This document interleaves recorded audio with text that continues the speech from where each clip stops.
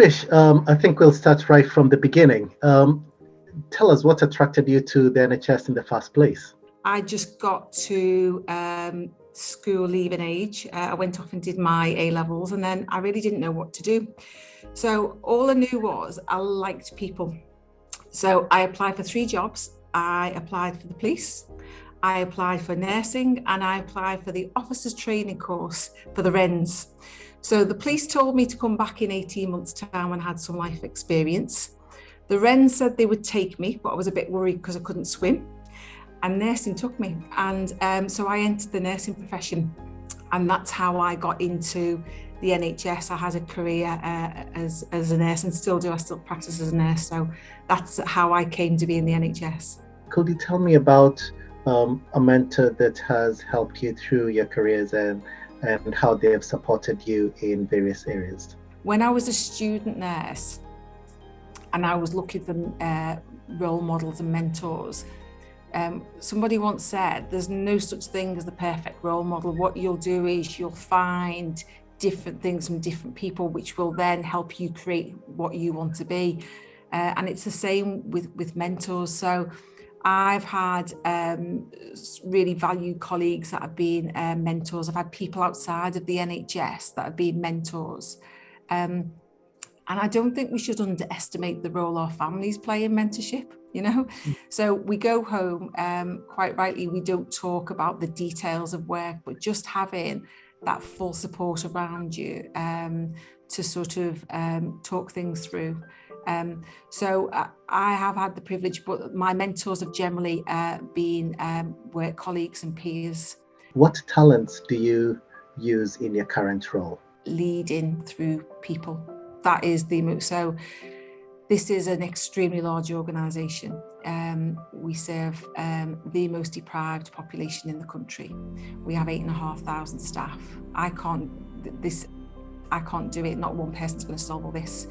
And the important thing for me is how I use my skills to work through other people to get the outcomes that we want.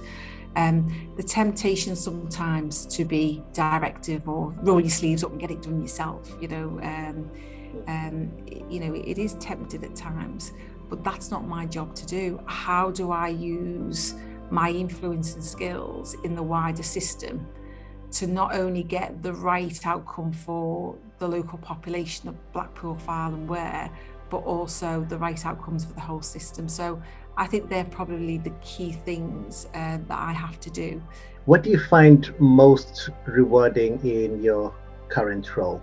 The most important thing remains to me is about the people. So I think it's important for me to stay close to the staff. I think it's important for chief executives to stay close to the people that we serve as well. And that's the bit that I worried about being a chief executive, that it would completely take me away from that side of the organisation, that I wouldn't have that contact. But I still do have contact with staff, and I still have contact with patients and relatives, either through positive or negative experiences, but it is the bit of the job that satisfies me the most. What is the one risk that you've taken, one important risk you've taken, and why? Sometimes doing the right thing is not always the easiest thing, but that's not a reason not to do it.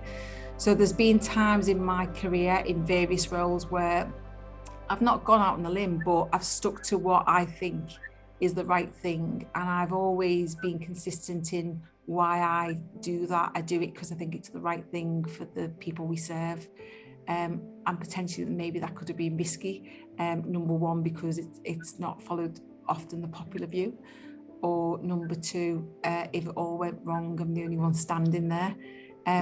But it goes back to what I said about failures. It's how you view failure. So we're all going to make mistakes, and hindsight is a great thing. But if you make a decision or you do something and then it turns out to be incorrect for whatever the reason, obviously the stakes can be high, can't they? But if you can demonstrate that you did it for the right reasons, with the greatest integrity, and did it in a considered way with the information you had to hand, then you've done your best, and your best is good enough, and that's all you can do at the time. So I don't necessarily would say it's a risk, and quite often I say to people there's a difference between being brave and being stupid.